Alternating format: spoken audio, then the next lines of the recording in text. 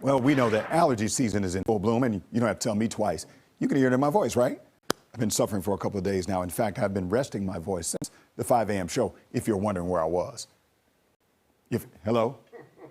Hello? Yeah, no, we were worried. I was talking to my coworkers over there. Yeah. So what can I do? What can you do? And also, how do you know if it's just allergies or COVID? Well, I just had to know. So here we go. I got allergies. I know that for a fact. I already had COVID. So I've been around the whole thing. Joining us now to help identify the root of all your problems, your symptoms, whether they're allergies or something else, our specialist, Dr. Carla Ward, joins us now to help us out. Good morning to you. Good morning. All right, so you hear all the drama that I got, but this is not about me. This is about the general public. What can allergy sufferers like me do in this situation?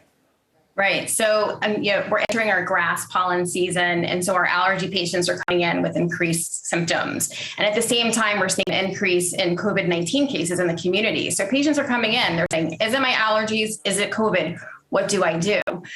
So it can be confusing. There's so many overlapping symptoms. So with allergies, you're going to have runny nose, stuffy nose, itchy eye, you'll have postnasal drainage, so you have mucus that drains down the back of the throat, which can lead to sore throat. And unfortunately with COVID, you can see these same symptoms. People come in, they say they have a sore throat, they have lots of drainage. So it can be definitely very confusing. So what's the best thing to do to figure it out? I know you gave the symptoms right there, but eventually you could have all of the first ones, and then it could be COVID because you start getting tired and all these other things that come along with COVID. So what is the best thing to do if you're in doubt and you don't know which way to go? Correct. So while there's so many overlapping symptoms, there are going to be some symptoms that are different.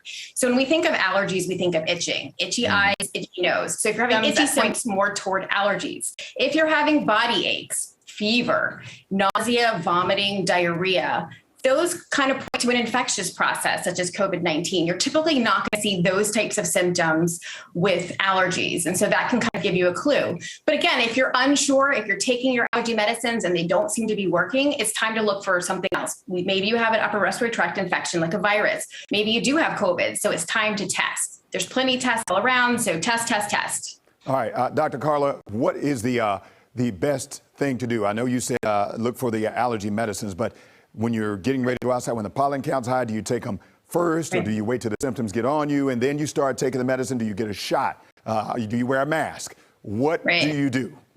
So there's multiple ways to treat allergies. The first way to treat allergies is avoid what you're allergic to. So go to an allergist, get tested, see what you're allergic to.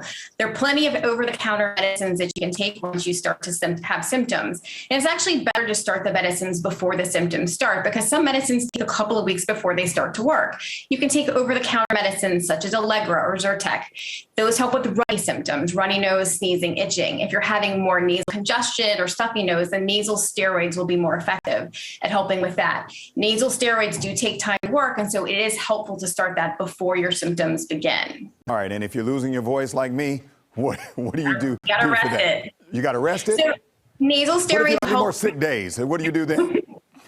Maybe we talk offline. But in the meantime, maybe saltwater rinses, let's do a nasal steroid, let's reduce some of that mucus that's drained down the back of the throat. That should help. All right. Doctor, thank you very much for your time this morning. We appreciate you as always. Take care of yourself. All right.